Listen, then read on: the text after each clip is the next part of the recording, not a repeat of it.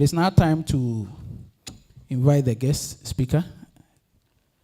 The guest speaker is a retired associate professor of Obs and Gynae. He was a former vice dean of medical education of University of Ghana Medical School, College of Health Sciences, and he is a very renowned obstetric and gynecology consultant. For those of us that probably encountered him along the line, we know that he is very revered in the field of ONG.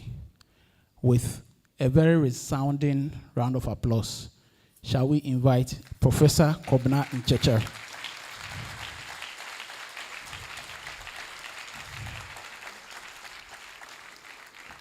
Thank you very much. Good morning, ladies and gentlemen. Chairman of this occasion, may I desperately crave your indulgence to stand on the established protocol, looking at the long list of acknowledgements that have been made. It has been emphasized that I am from the University of Ghana Medical School, but I want to indicate that I've been associated with the School of Medical Sciences of this university even before it was established.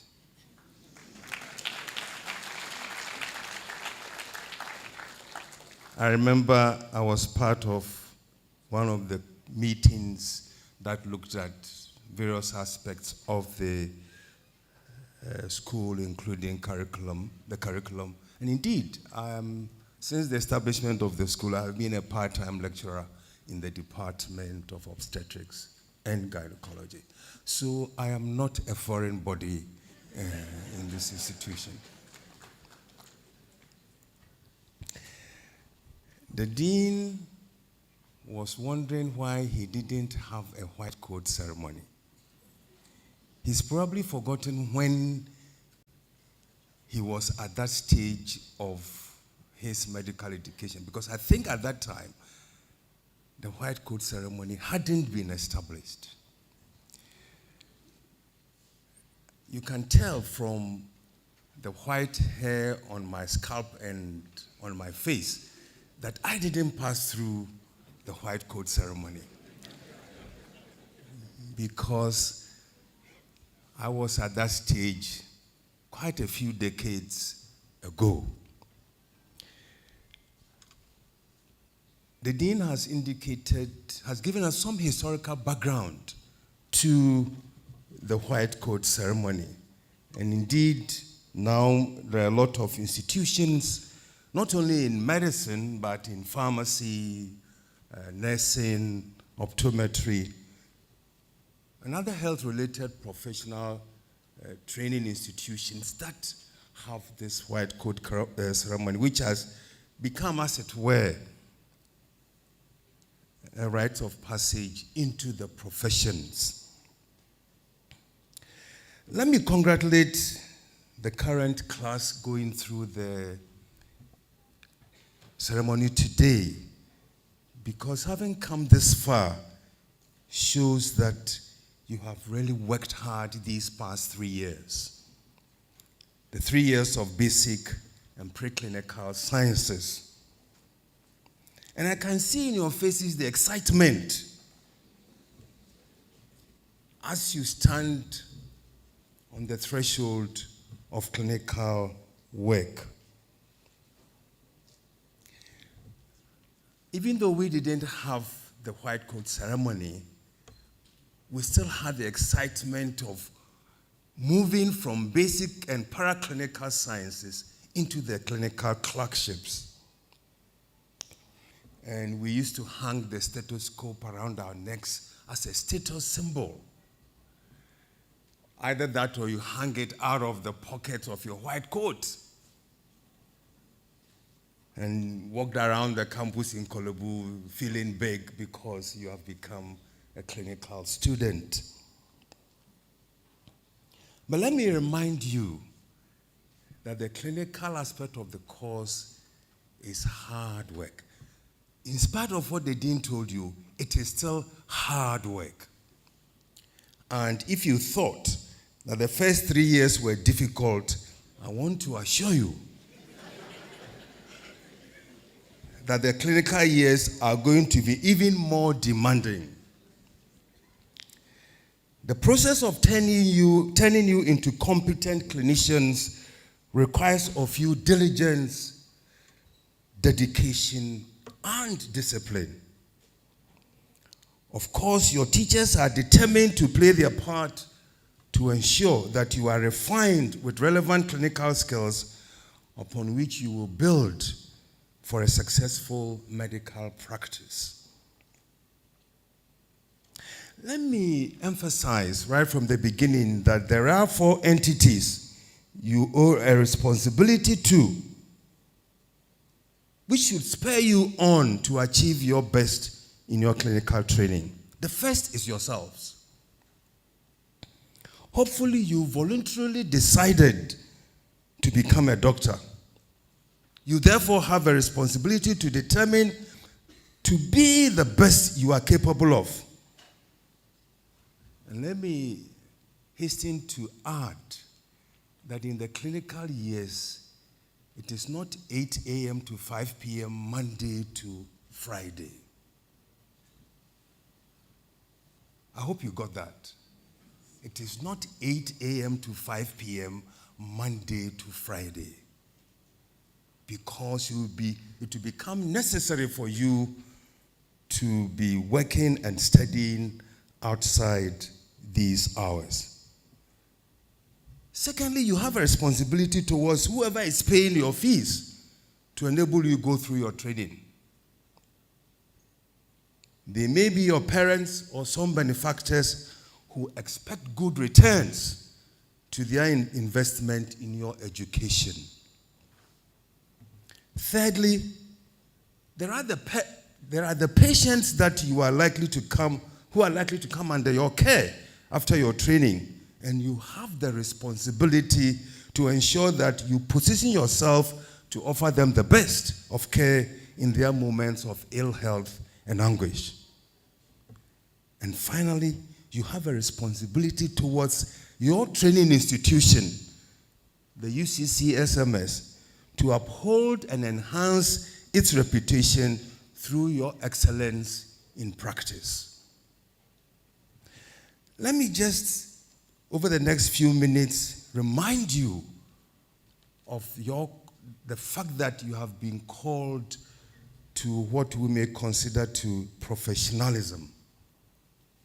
And when I looked at the oath you are going to swear, I saw some aspects of it. One body has described professionalism as a set of values, behaviors, and relationships that underpin the trust the public has in doctors.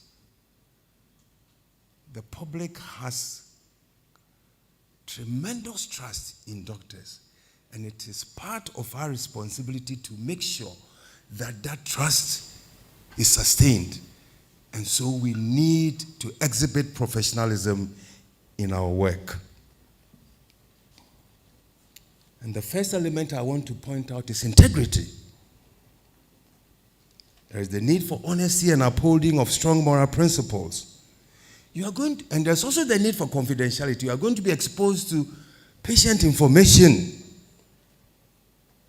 And let me emphasize here that you need to beware of taking pictures and posting them on social media.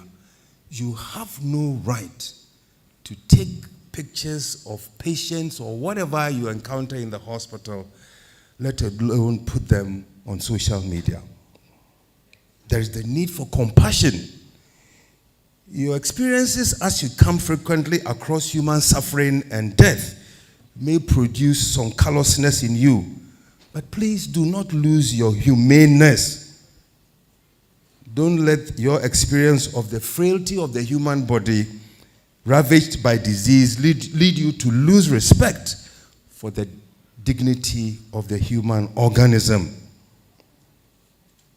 There is a need for altruism, unselfish regard for and devotion to the welfare of others. And this is a key element of our professionalism. Self-interest or interests of other parties should not be allowed to interfere with the care of one's patients and their families. Essentially, it is a call for self-sacrifice in the interest of the patient. There's the need for excellence. And it is your responsibility to position yourself to offer the best.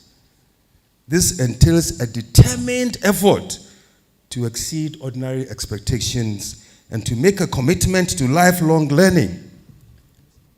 You know, what you are being taught now, or let me put it this way, what I was taught when I was a medical student, a lot of it is no longer valid.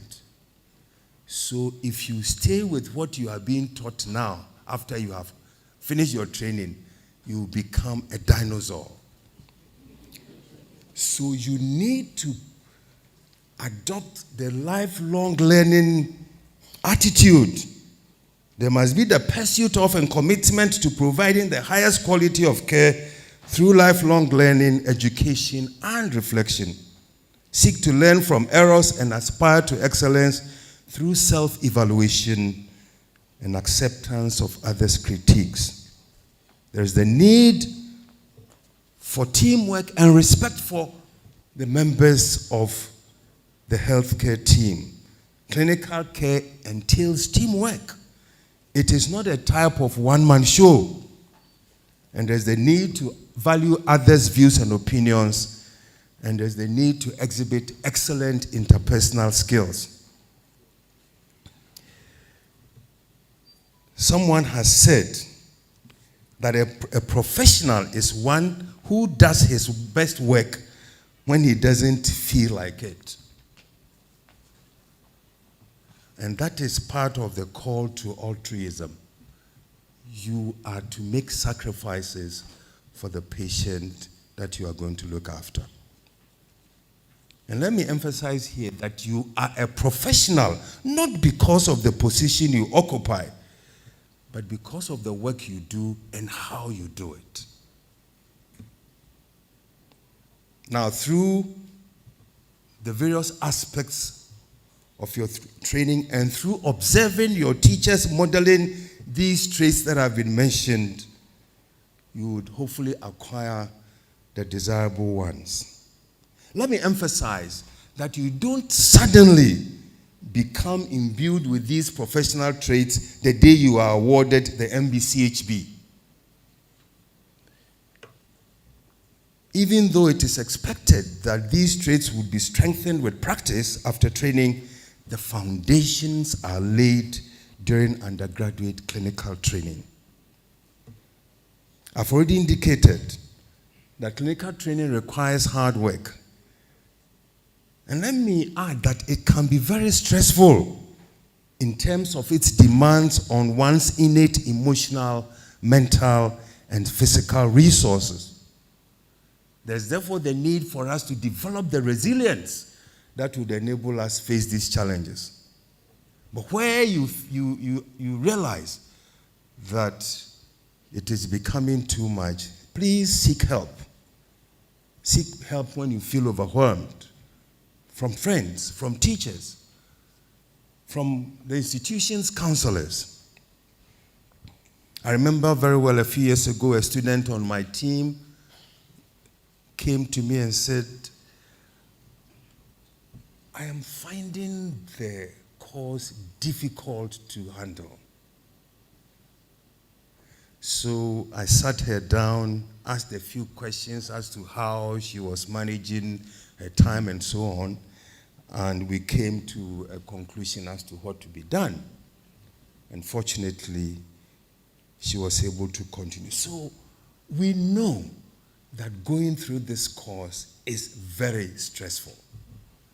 And if you think that you are being overwhelmed, do not hesitate to seek help. I am confident that come the next 3 years, you would have matured into doctors ready to face whatever challenges lie ahead. Doctors who exhibit such exemplary professionalism as would make the University of Cape Coast School of Medical Sciences very proud of you. I wish you all the best as you embark on the next stage of your training, an exciting period that has the potential to change you in one way or the other. God bless you, and thank you for your attention.